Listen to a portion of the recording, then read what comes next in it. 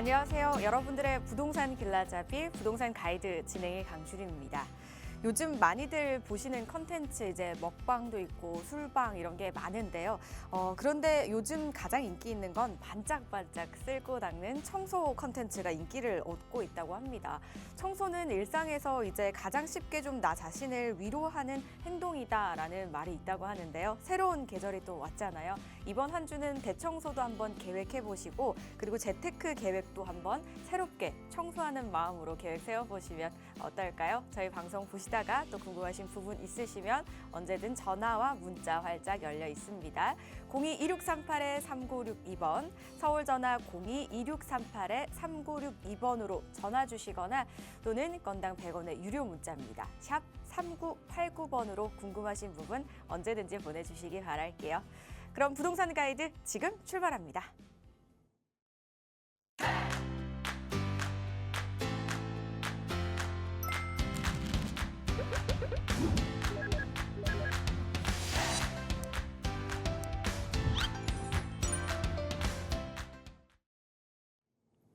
부동산 가이드 오늘의 투자 길잡이분 바로 모셔볼게요. 동산이용 부동산연구소 수석연구원이신 박혜준 대표 자리하셨습니다. 어서 오세요, 대표님. 네, 안녕하세요.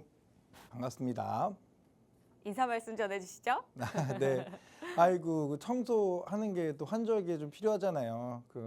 다들 이제 건강 생각해서 청소하셨으면 좋겠는데 문 활짝 열어놓고 하십시오. 먼지 많이 나니까. 그러다가 또 춥다고 감기 걸리시면 안 되고요. 네, 환절기니까 건강 관리 잘하시고 감기 조심하십시오. 네. 자, 환절기는 진짜 아픈 분들 정말 많으시잖아요. 무엇보다 건강이 제일 중요하니까요. 건강 챙기는 거 잊지 마시고요. 그리고 건강 다음 또 우리가 중요하게 생각하는 게 바로 재테크가 아닐까 싶어요, 요즘은. 그래서 많은 분들이 좀 궁금증도 많고 호기심도 많으실 텐데 이런 다양한 이야기를 나눌 수 있는 자리 있다고 하죠. 대표님 소개해 주시죠. 네, 요즘 이제 부동산 가격 상승장이 아주 반짝 핫했던 곳들은 지금 잠시 쉬어가고 있는 상황입니다. 네. 이게 쉰다고 해서 모두 쉬는 건 아니거든요. 다 떨어질 때 또 오르는 곳이 또 특별하게 있는 것처럼 쉬지 않고 또 오르는 곳들이 있습니다. 네. 끝날 때까지 끝난 게 아니죠. 10곳 정도 저희가 추려봤는데요. 지금 앞으로 반짝하고 오를 곳들에 대한 정보를 드릴 테니까요. 오셔서 세미나 들어보시는 게 좋지 않을까 싶습니다. 그리고 이제 그 두 번째 시간에는 저희가 이제 강남 핵심지를 많이 다뤄드렸는데 이번에는 서쪽으로 한번 가보겠습니다. 서남권 대개조라는 서울시장의 어떤 그 뜻을 받들어 가지고 서남권에 대한 분석을 한번 해드릴 테니까 오셔서 다양한 정보가 재테크하는 데 도움이 되셨으면 좋겠습니다. 관심 있으신 분들 화면에 나가고 있는 번호와 문자로 문의 주신 후에 참석해 보시기 바라겠습니다. 그리고 저희는 이제 본격적으로 또 고민 상담 나눠 보도록 할게요. 벌써부터 또 대기하고 계시는 분들이 있다고 합니다. 그 전에 참여 방법 다시 한번 안내해드리고 시작할게요.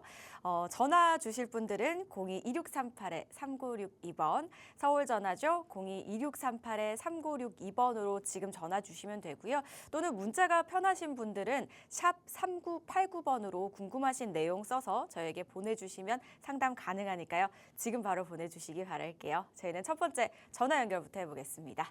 여보세요? 여보세요. 네, 안녕하세요. 네, 반갑습니다. 네, 반갑습니다. 어떤 점이 좀 궁금하세요? 제가 세종시에 네, 집이 하나 있어요. 세종시예요. 예. 네, 그래서 그 집을 팔고자 하는데 네. 언제 정도 파는 게 좋을지, 네. 그리고 제가 현재 집은 가지고 있어요. 예. 그래서 이게 2년 내에 이제 팔아야지만이 비과세가 될 것 같은데, 네. 3년 내에. 그럼 지금 총 2주택이신 건가요? 현재는 2주택입니다. 지금 서울에 집을 산 지가 며칠 안 됐어요. 몇 개월 안 됐어요. 아, 예, 예. 그리고 제가 요즘에 6억 미만이면은 네.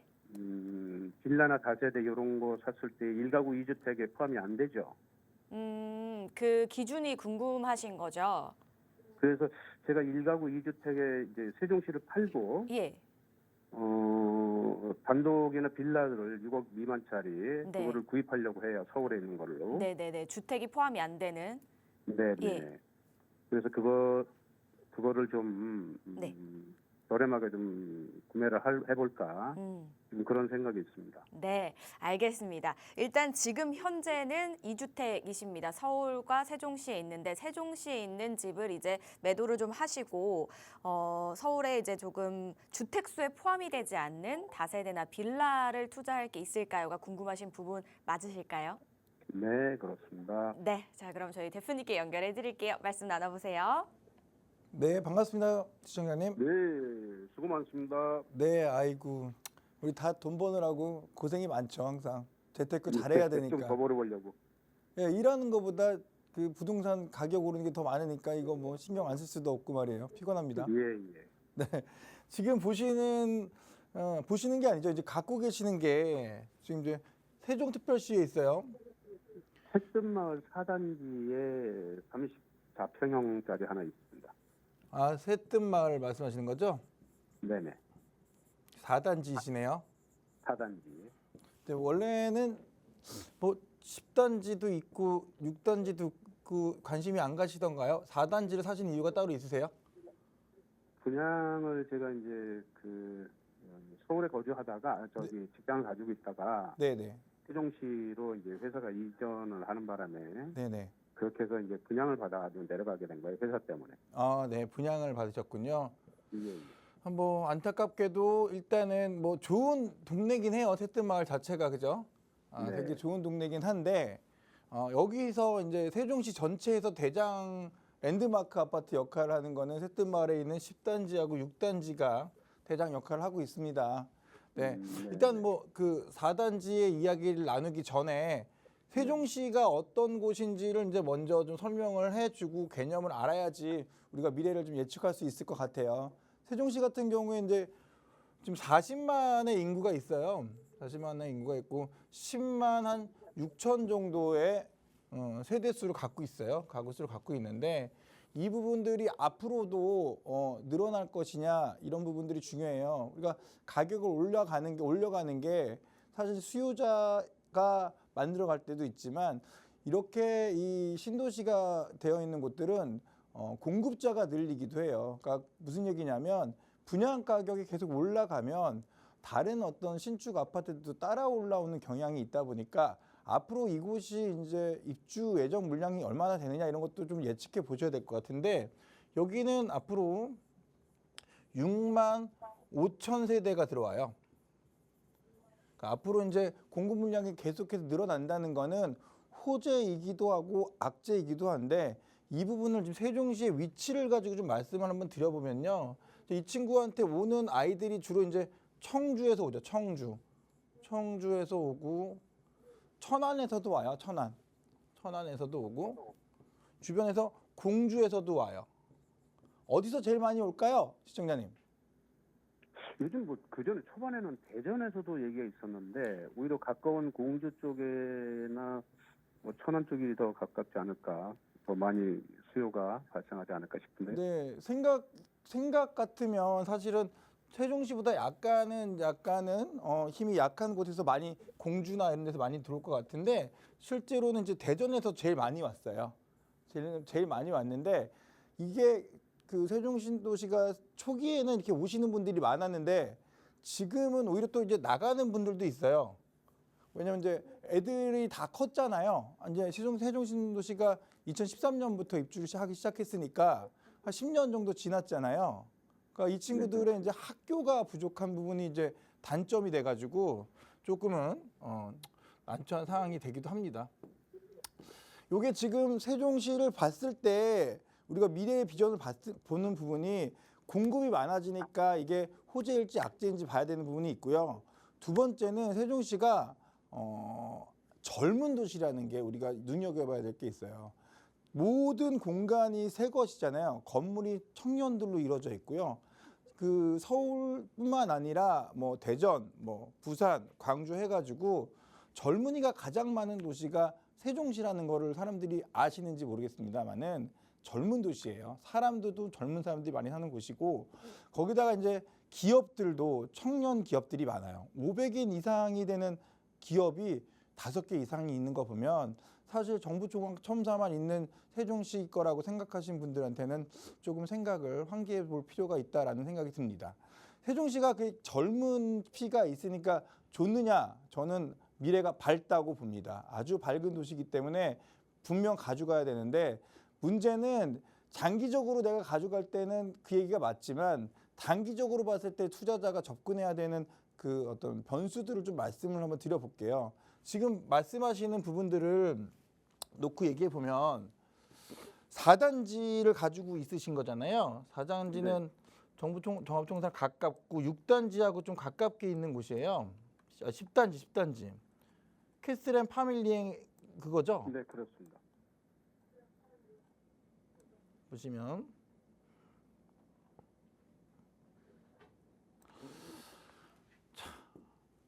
요 아파트를 가지고 계시는 거예요. 그죠? 요 아파트를 가지고 계시는데 이 친구의 가격대가 얼마큼 되는지 이걸 한번 확인해 보실 필요가 있는 거고요. 그 시청자님 갖고 있는 부동산을 판단하실 때.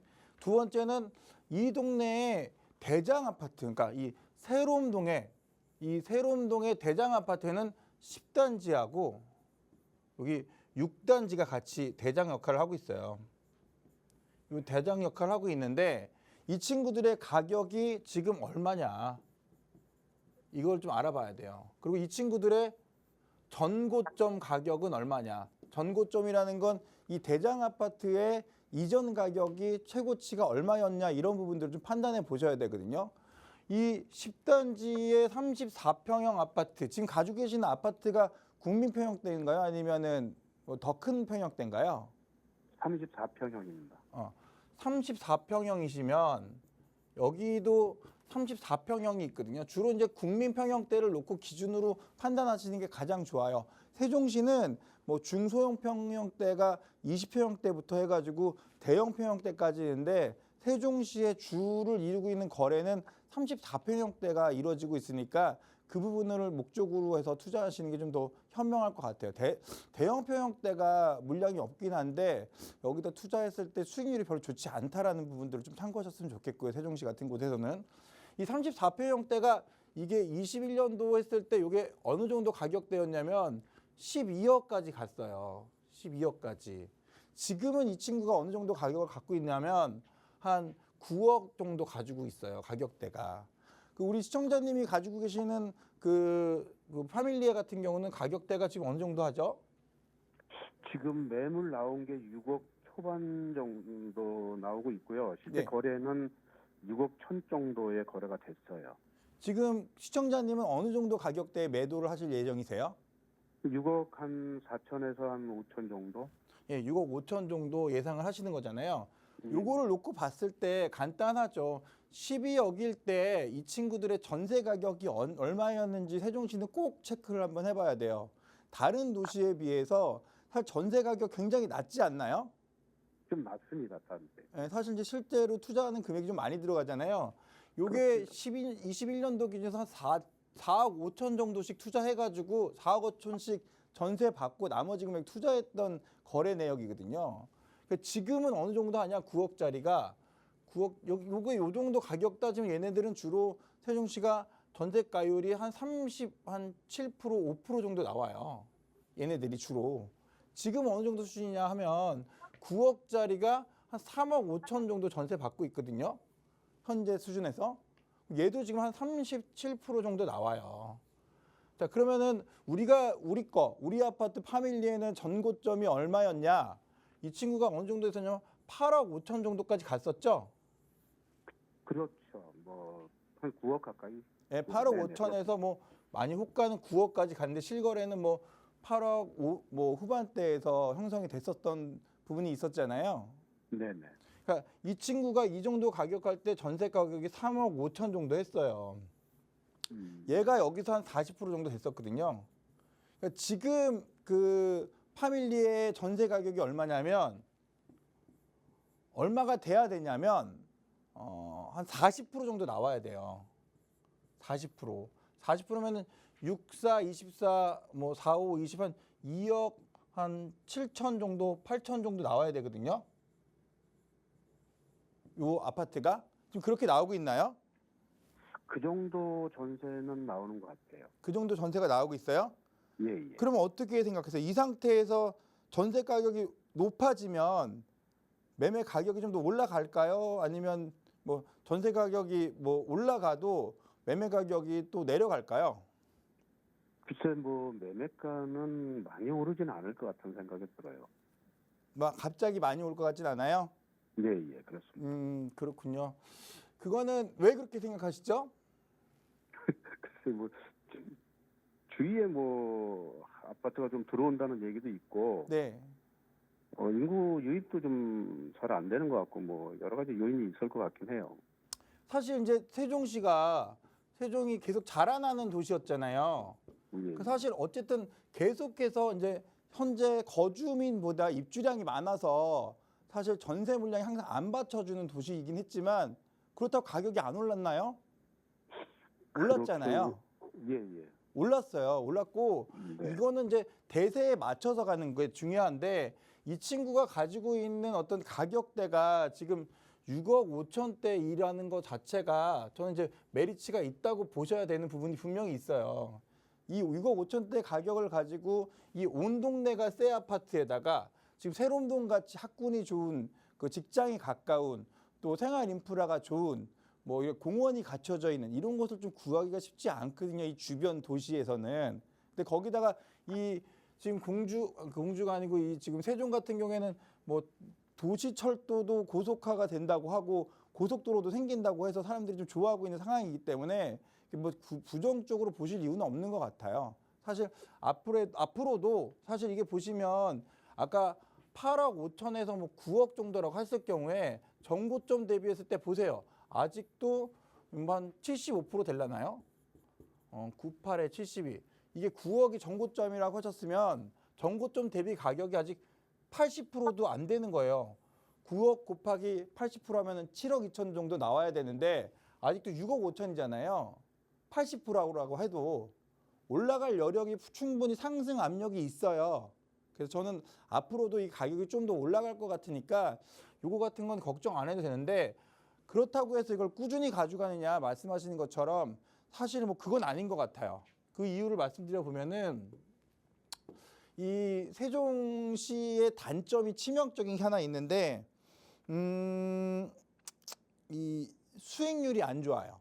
수익률이. 그러니까 이 사실 지금 가지고 계신 아파트가 이제 파밀리에잖아요. 이 파밀리 네네. 아파트 안에도 또는 이 10단지 더 힐스테이트 아파트 안에도 대장주 역할을 하고 세종시 전체에서 이 새롬동이 가장 사람들이 많이 찾는 동네잖아요. 학군도 좋고 생활 인프라가 좋으니까 이 그런 여건을 갖고 있다 보니까 요 아파트 내에는 공급량이 그렇게 많지가 않아서 전세 물량이 많지가 않아요. 이 파밀리에도 마찬가지예요. 얘가 전세 가격이 올라가긴 올라가는데 그렇다 하더라도 제가 보는 입장은 얘만 보면 안 돼요. 얘만 보면 안 되고 보시면은 얘만 아파트가 신축은 아니잖아요. 살짝 가깝게 멀리도 안 갈게요. 대전만 가셔도 이 서구 쪽에 가면 새 아파트들이 많이 있는데 이 친구들도 새 아파트가 가격이 오를까요, 안 오를까요? 요즘 얼어 죽어도 신축 아파트라고 하잖아요. 새 아파트가 네. 오를까요, 안 오를까요? 오를 수 있을 것 같은데. 오르죠. 네네. 오르니까 사실 저는 이 세종시가 여기 있구나. 세종시가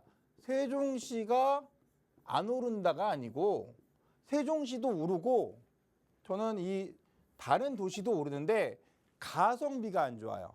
같은 돈을 투자했을 때 투자 수익률이 안 좋아요. 그러니까 예를 들면 뭐 그 10억짜리 투자하는데 세종시는 7억, 6억 5천이 들어간 돈이고 만약에 예를 들어서 다른 신도시는 10억짜리 투자하는데 4억 5천이 들어가요. 근데 똑같이 5억씩 벌었을 경우에 수익률이 어디가 좋냐면 4억 5천 들인 데가 좋기 때문에 요건 기간으로 따지면 10년 걸릴 거를 6년밖에 안 걸리게 줄여주는 어떤 투자이다 보니까 그런 걸 생각했을 때는 제가 볼 때 내년 뭐 초반 정도에는 빠져나와서 좀 이제 시장을 지켜보면서 다른 곳으로 좀 옮겨가는 것도 좋겠다라고 생각이 듭니다. 세종시 같은 그 전에, 경우에는 그렇게 좀 내년까지 정리를 안 하시는 가고 게 그 좋을 것 전에 같아요. 빠져나와도 될까요? 네? 내년까지 안 가고 그 전에 빠져나와도, 그러니까 내년까지 가도 오를 확률이 없으면.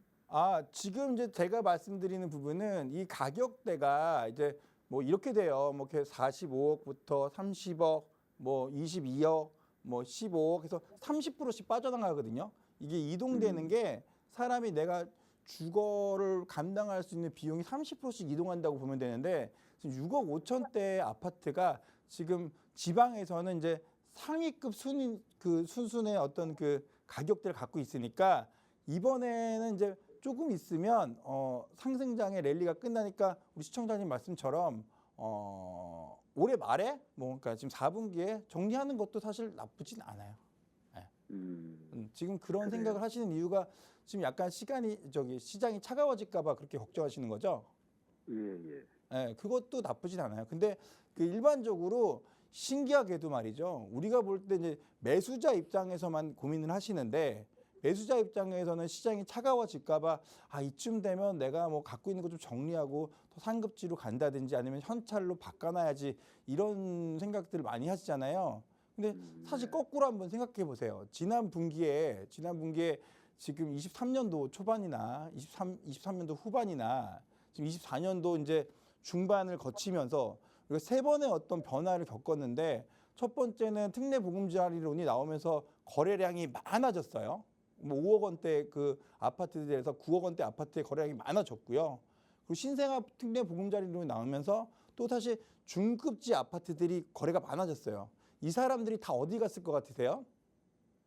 그 많은 거래량을 그 팔고 나온 사람들이 거친 사람들이 어디로 갔느냐? 다 상급지로 이동했어요.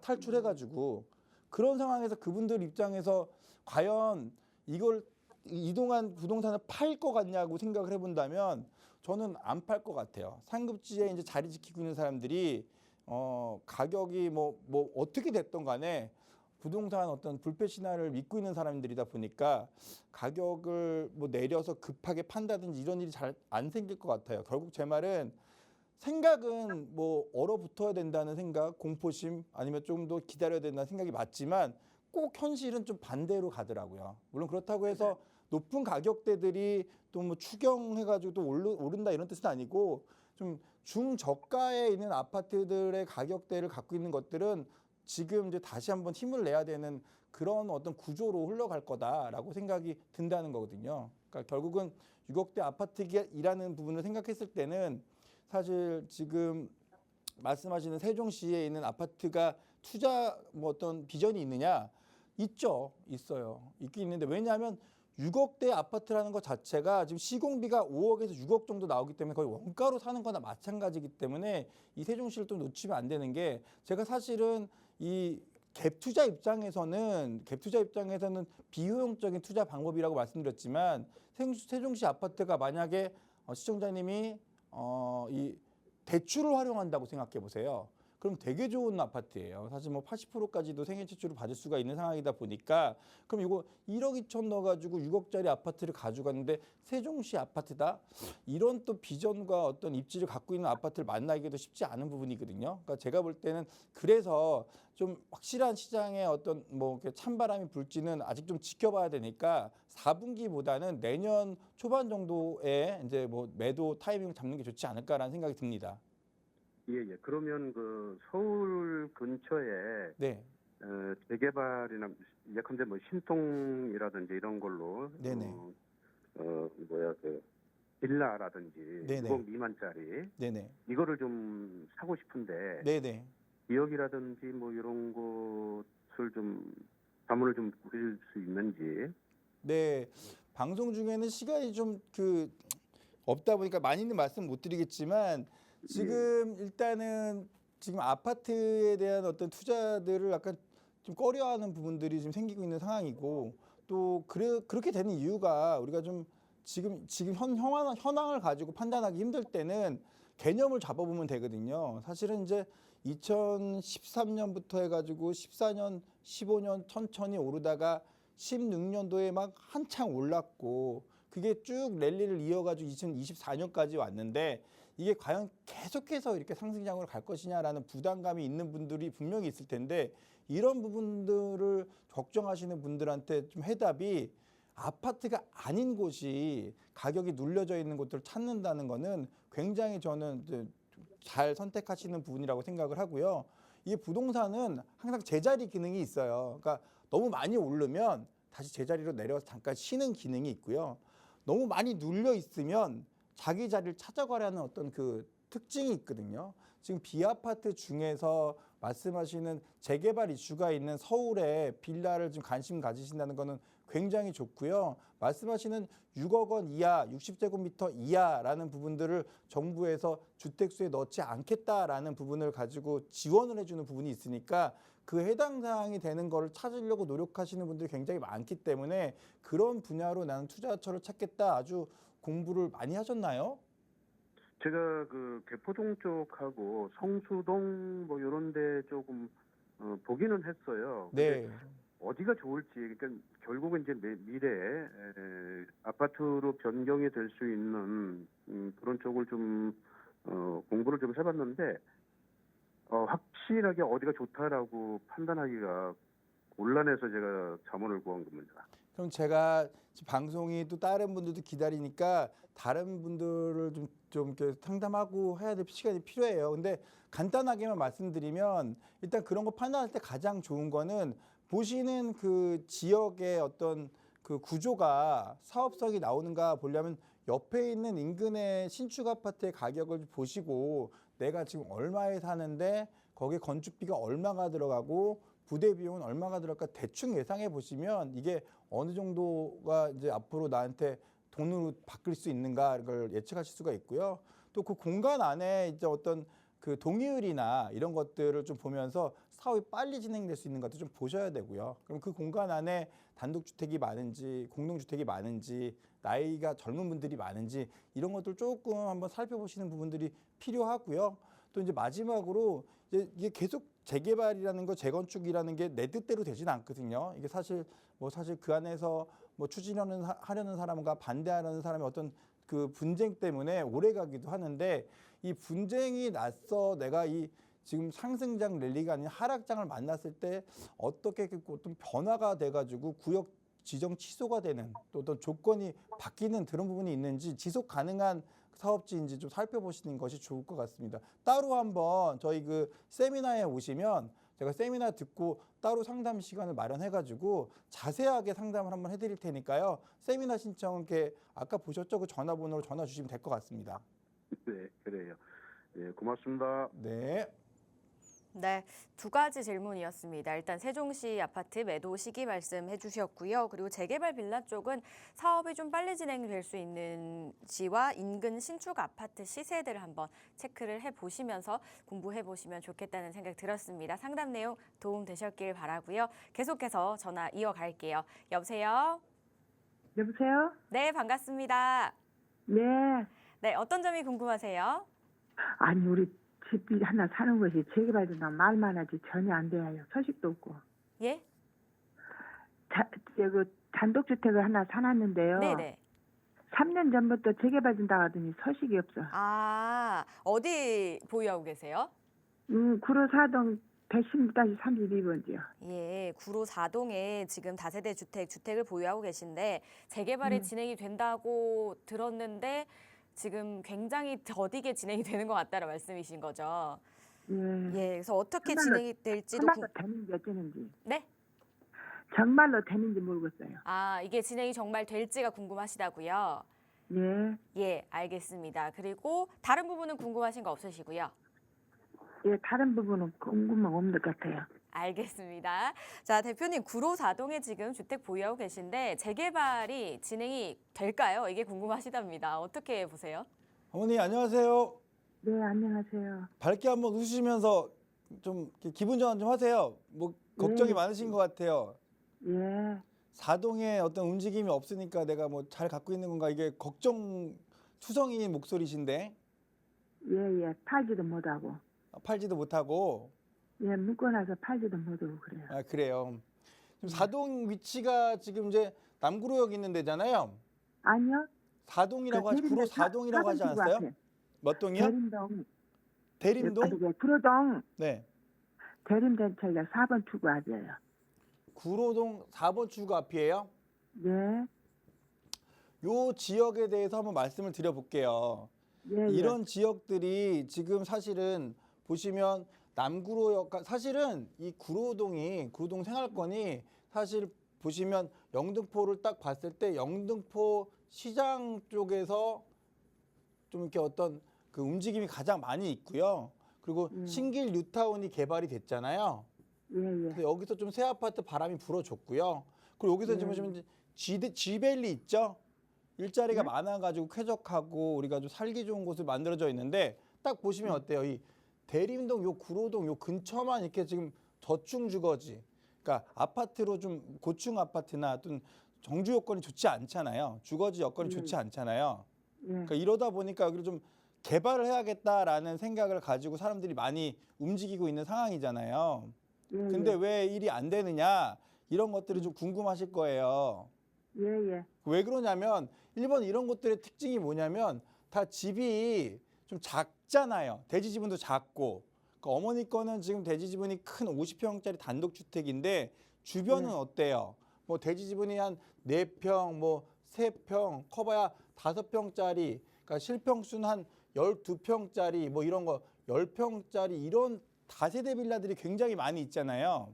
예, 예. 원래는 이렇게 다세대 빌라들이 많이 있으면 단독주택 주인들이 반대들을 많이 하기 때문에 다세대 빌라들이 동의를 많이 하기 때문에 동의율이 높아져 가지고 잘 돼야 돼요. 빨리빨리 사업 진행이. 근데 네. 이 친구들의 문제가 뭐냐면 어머니 예. 왜 안 되는 것 같냐면 이 중요한 건 동의율도 중요하지만 사업성도 중요해요. 예, 그렇죠. 사업성이 중요한데 이런 구역들의 대부분의 특징이 뭐냐면 사실 뭐냐면 여기가 G밸리라고 지금은 신축 오피스텔 사무실 이런 게 많이 들어가 있는데 여기가 네. 업무 단지인데 예. 예전엔 여기 뭐라고 그랬죠? 구로공단이라고 예전에- 불렀잖아요. 구로공단이라고 해서 공장들이 많았는데 구로공단하고는 조금 틀려요. 구로공단 저쪽이고 여기는 우리는 대림역 4번 출구 앞이에요. 아 그렇죠. 근데 그 구로공단이 있었는데 이 구로공단의 어떤 배후 지역으로 이렇게 사동부터 해갖고 이제 대림동, 이렇게 구로동 이렇게 전부 다 이어져 가는 라인이 된 거잖아요. 예. 그러다 보니까 사실 이 그 도시 계획을 급하게 했어요 당시에. 그래서 이쪽에 가보시면 대부분의 집들이 어머니 사는 집뿐만 아니라 근처의 집들이 다 비슷한 게 뭐냐면 사람이 지나가는 길은 멀쩡한데 도로가 차가 들어가는 데가 좀 불편한 곳도 굉장히 많이 있고요. 또 집집마다 사실은 집 동간 거리가 너무 작아가지고 서로 다른 땅인데도 불구하고 손 뻗으면 이렇게 막 닿아요. 집에 창문이 굉장히 안 좋으니까 개발을 해야 돼요. 근데 이 안 좋게 된 개발해야죠. 이유가 뭐냐면 도시 물이 계획을 들어가요, 잘못해서 여기다 집을 너무 많이 때려 지은 거야. 그래서 같은 공간에 우리가 이제 재개발 하잖아요. 그 재개발 조건이라는 게 있는데 조건이 1만 제곱미터 이상이라는 면적의 조건이 있고요. 또 여기 노후화율이라고 해서 3분의 2 이상 건물들이 좀 오래된 거여야 돼요. 그리고 많이 오래되었어요. 네? 많이 오래되었어요. 많이 오래됐어요, 어머니. 거기다가 중요한 것 중에 하나가 여기가 호수 밀도라는 게 있어요. 호수 밀도. 그 뭐냐면은 밀도요? 같은 공간에 집이 얼마나 많이 있느냐. 그래서 얼마나 불편하냐 이런 게 60호 이상이면 굉장히 많이 좀 불편하다라고 봐서 재개발해야 된다고 판단하는 기준인데 이런 데는 대부분 막 90호 막 이렇게 되어 있어요. 그러다 보니까 여기는 재개발을 꼭 해야 돼. 근데 말씀드렸듯이 사업성에 문제가 생기는 이유가 뭐냐면 얘네들이 세대수가 많아요. 그러니까 이 세대수가 많으니까 이걸 새로 아파트를 지어도 많이 새 아파트를 다 쪼개서 줘버리면 일반 분양할 게 별로 없어요. 일반 분양할 게 없어. 그러다 보니까 사업성이 안 나올 것 같은데 왜 이걸 하냐라고 반대하시는 분들도 있고 또 그러다 보니까 그럼 내가 아파트 받는데 내 돈 내서 지어야 되는 거냐? 난 그런 돈 없다. 추가 분담금 낼 돈 없으니까 그럼 막 나한테 뭐 빚내란 말 하지 마라, 나는 못하겠다, 이렇게 반대하시는 분들이 있는데, 이런 분들이 사실 이제 좀 계몽이 필요해요. 계몽이 필요한 게 추가 분담금이 그 사업 진행되는 동안에 내는 것이 아니고 준공이 되고 나면, 완성이 되면 대출받아서 주는 건데, 그걸 가지고 이제 나는 당장에 돈이 나갈까 봐 겁나고 그게 나중에 생길지언정 나는 빚이니까 못하겠다, 이런 분들이 있는데, 그거를 사실은 서류상 적고 나중에 이제 그 돈 가지고 은행에 돈 빌려 사업 진행해가지고 아파트를 받으면 그때 갚으면 되거든요. 그러면 내가 갖고 있는 집이 가격이 높아지고 새 집이 되니까 내가 먹을 수 있는 거리가 많은데, 그걸 많이 안 하시는 바람에 사실은 좀 문제가 돼요. 근데 이런 사업성을 결국은 우리가 그 좀 좋게 만들기 위해서 좀 뭘 하고 있냐면, 어머, 신속통합 뭐 이런 거 들어보셨어요? 예, 신속통합 들었어요. 신속통합. 그다음 또 뭐 있어요? 요즘 한참 유행하는 거. 모아타운 유행하죠? 예, 모아타운. 네, 이렇게 두 개를 해가지고 뭘 하냐면, 이렇게 모자란 어떤 그 집을, 새 집을 만드는 수하고 기존의 집이 똑같으면 이게 지금 모자라잖아요. 내가 좀 남는 돈, 일반 분양분이 없어진 거잖아요. 일반 분양이. 예, 예. 이거를 만들어내는 지원을 해주겠다고 하시는 거예요, 나라에서. 그래서 예. 이거 있을 때 빨리 진행해야 된다는 부분이 있는 거고요. 또 예. 신속통합 같은 거 할 때 사실 재개발을 할 때 그냥 가만히 앉아갖고 되는 게 아니고, 조건이 되는지 기술자들한테 돈 내고 보고서 같은 거 받아야 되는데, 그런 돈도 없어가지고 하고 싶어도 못 하잖아요, 원래는. 근데 예. 그런 부분들을 나라에서 지원한다고 하니까 그걸 활용해서 지금 막 해야 되는 철이긴 합니다.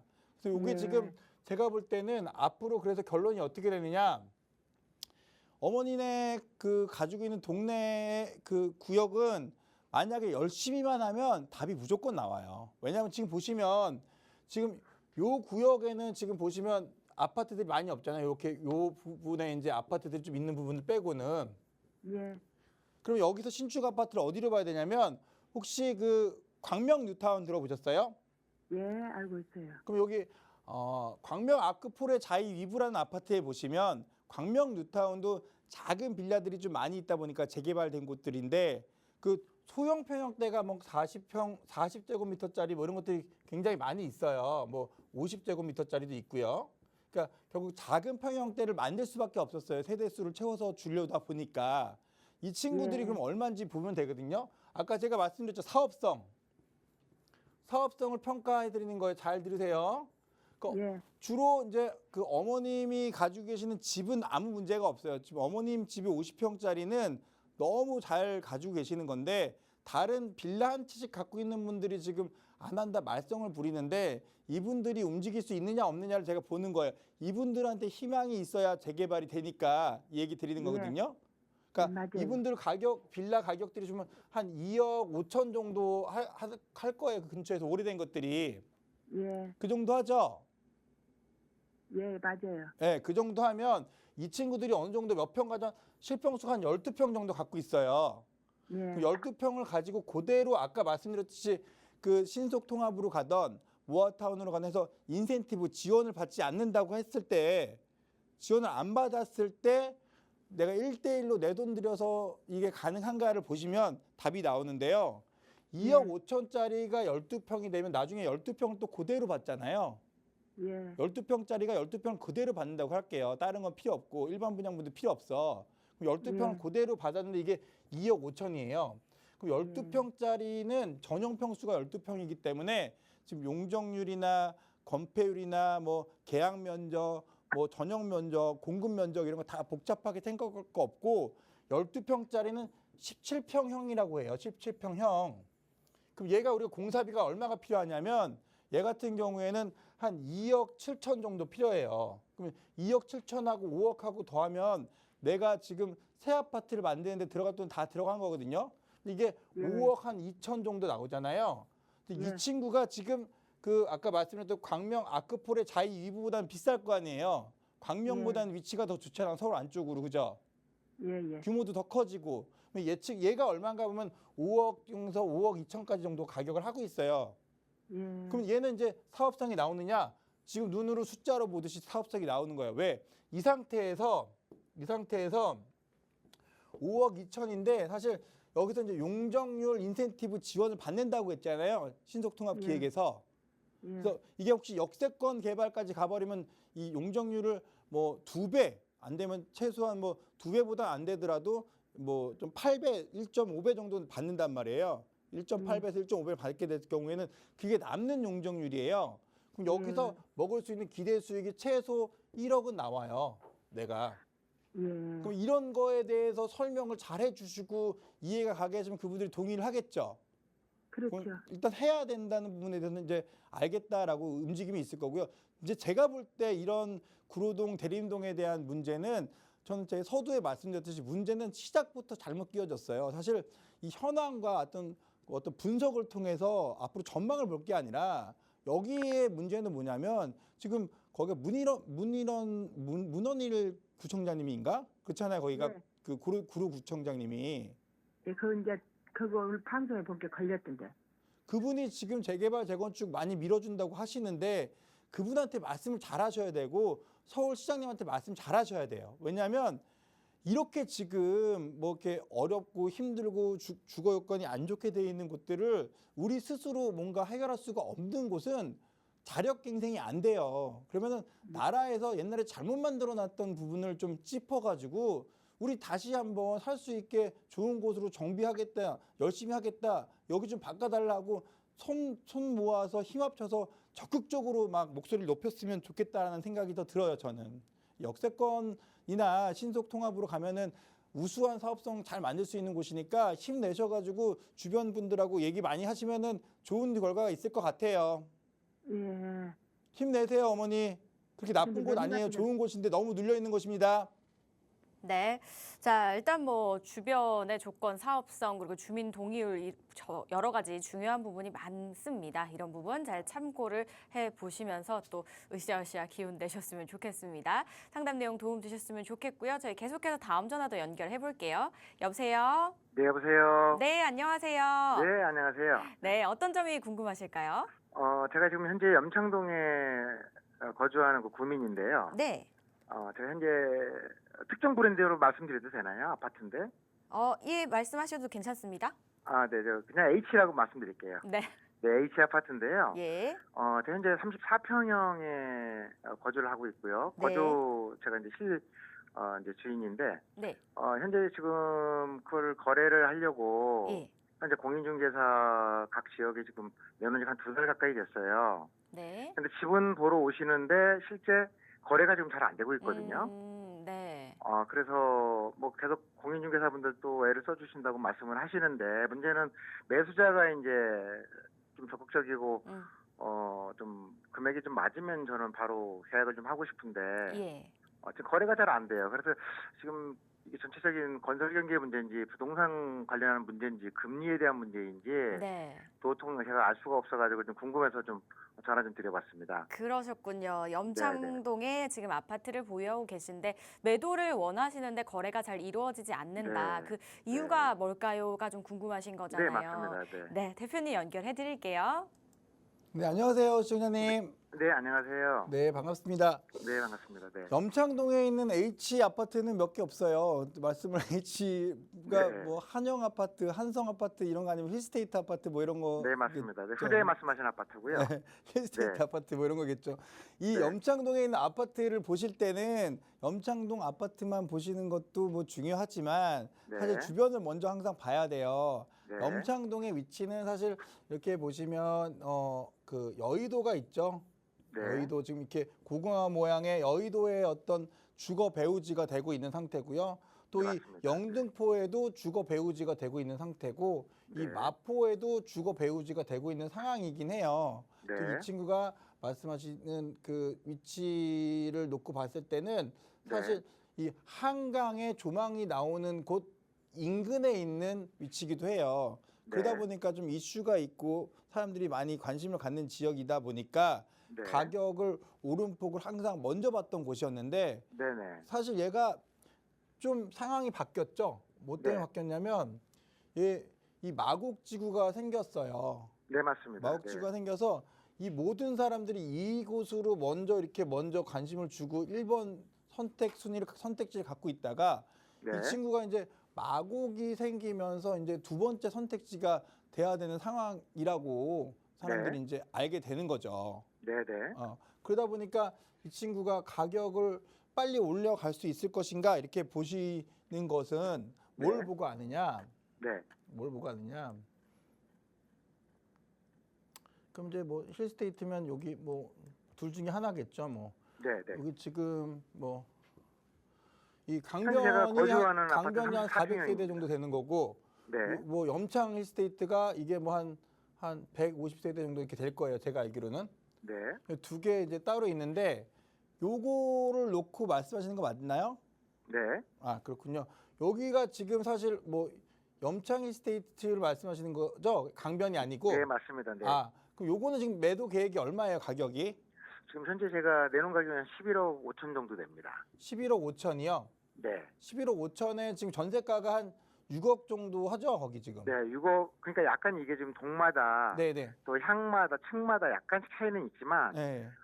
그 폭이 뭐 그렇게 갭이 그렇게 큰 편은 아니지만은 네, 네. 뭐 실제 입주민들이 이제 뭐 최근에 몇 달 전에 거래된 것도 있어요. 네. 가격을 조금 뭐 급하신 분들은 금매 형태라도 좀 더 깎아줘서 뭐 할인해서 예. 뭐 매매가 된 경우도 있긴 한데 그렇게까지는 하고 싶지는 않고 그냥 정상 거래를 저는 하고 싶은 건데 네, 네. 정상적인 거래의 범위 내에서 이 정도 가격이면 저는 그냥 무난하지 않을까 하는데 또 그게 그렇지 않은가 봐요. 이게 네. 잘 보러는 옵니다. 보러는 오는 직구경은 오시는 분들은 계신데 실제 이게 메이드가 안 돼요. 자, 한번 그래서- 보실게요. 네. 이 친구를 한번 집중적으로 이 주변을 이렇게 한번 보시면 네. 주변을 보시면 이 친구의 메인은 염창, 여기 이제 벌표, 염창 현대 아파트인데 얘한테 역세권으로 혜택을 주는 건 이 염창역하고 등촌역이 있어요. 네네, 근데 이 맞습니다. 등촌역과 염창역인데 이 사이에 가장 가깝게 있는 게 이제 강변 힐스테이트 아파트예요. 네. 얘가 이제 2004년식이거든요. 네. 지금 말씀하시는 염창 힐스테이트는 2009년식이에요. 네, 맞습니다. 사실 2004년식과 2009년식은 굉장히 다른 아파트예요. 굉장히. 이게 34평형 아파트가 2006년도부터 등장했거든요. 그러니까 네네. 이거는 그 확장형 발코니 혜택을 못 받은 아파트고 네네. 이 친구는 확장형 발코니 혜택을 받은 아파트다 보니까 커뮤니티라든지 공간이 아예 구조 자체가 훨씬 좋은 아파트, 연식이 달라지면서 아예 네네. 아파트가 네. 다른 아파트인데도 불구하고 이 400세대를 갖고 있는 아파트다 보니까 이 힐스테이트 아파트의 선호도가 조금 더 좋았어요. 네. 지금까지는. 네. 근데 이 친구가 지금 2004년이 되니까 결국 네. 이제 2024년 20년 차 아파트가 됐잖아요. 네네. 그러니까 이 친구가 이제 약간 선호도가 좀 떨어져야 되는데 그렇지 네. 않아요. 지금도 얘는 13억 뭐 이렇게 13억 5천 정도까지 호가를 부르고 있고 네. 전세도 지금 아직도 7억 2천이에요. 요게 네. 좀 신기한 건 얘가 7억 2천이면 얘도 사실 7억 2천 무조건 해야 돼요. 네. 왜냐면 얘가 더 지금 사용하는 게 편하고 좋잖아요. 품질이. 네네. 네. 그러니까 얘가 그 정도 가격을 해야 되는데 얘 염창동 롯데캐슬 있죠. 얘도 네. 매매가가 13억이에요. 왜냐하면 네네. 얘는 여기서 바로 앞에 있으니까. 네. 얘도 전세가 한 7억에서 8억까지 올라가고 있는 상황이에요. 네. 근데 얘네들을 리드하는 게 어디냐? 저 마곡지구거든요. 네. 마곡에는 지금 마곡 그 엠벨리 7단지가 대장이거든요. 네네. 이 대장주가 사실은 17억, 18억 가고 있고 전세가 8억 가고 있고요. 또 네. 뭐 15억대 아파트들이 있지만 얘네들 전세 가격이 지금 7억 8천 이렇게 가는데 네. 얘 혼자 우리 염창 얘 혼자 6억이에요 전세가. 네. 얘가 이제 7억까지 올라가거든요 앞으로. 네. 그러면 그 제가 볼 시기를 때는 언제쯤 가격이 보실까요, 올라가요. 네. 전세가율이 더 높아졌기 때문에 가격이 네. 올라가니까 내리기는커녕 올려야겠다 고민하시면 될 것 같습니다. 네. 말씀해주신 부분 참고하셔서 현명한 판단 내려보시기 바라겠습니다. 시간 관계상 상담 여기서 마무리할게요. 저희 방송에서 제공하는 정보는 투자 판단에 대한 조언일 뿐 해당 부동산의 가치, 상승과 하락을 보장하지 않는다는 점 기억해 주시기 바라겠습니다. 저희 내일 이 시간에 다시 찾아뵐게요. 시청해주신 여러분 고맙습니다.